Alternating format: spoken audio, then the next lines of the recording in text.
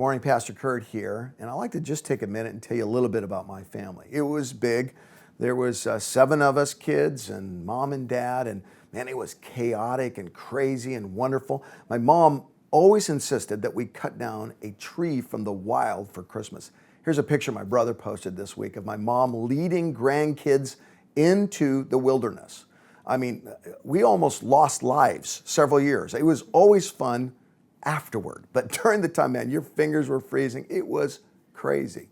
And as much fun as all that was, I have to be honest, my family, well, broken and chaotic and sometimes a little dysfunctional, like almost all families are.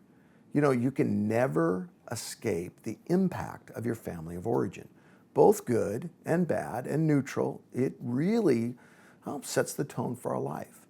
This was true for Jesus.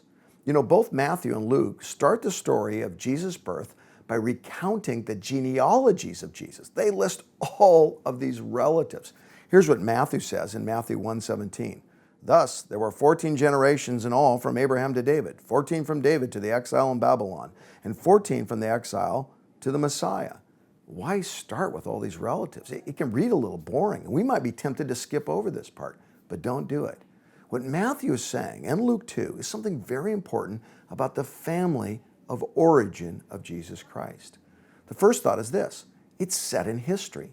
Jesus is a historical character. He's crying out, these are real people who did real things, not a myth, not a story.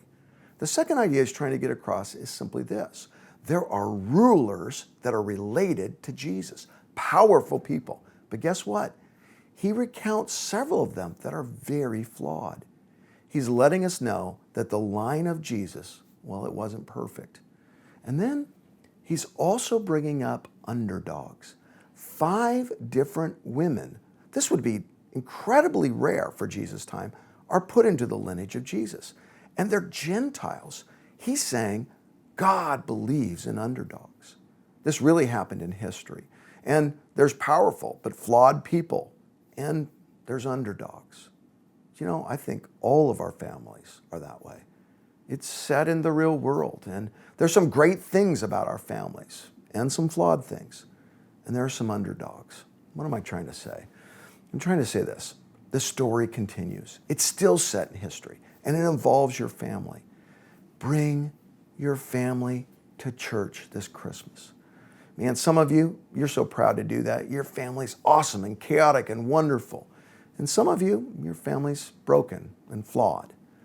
And some of you, well, like me, your family is both and some more. Regardless of where your family's at, gather them up this Christmas. Gather up the underdogs. Gather up the rulers.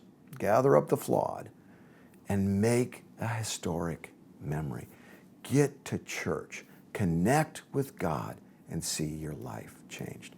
Now, if you're here at Bayside, it's the easiest thing in the world to do. There's so many services on each campus. There's the little website right there. You click on that and we'll show you how to get there. Even if you're not at Bayside, get to a service. Connect with Jesus. And by the way, share this video so another family can get to a service and make this Christmas the one where your family truly comes together.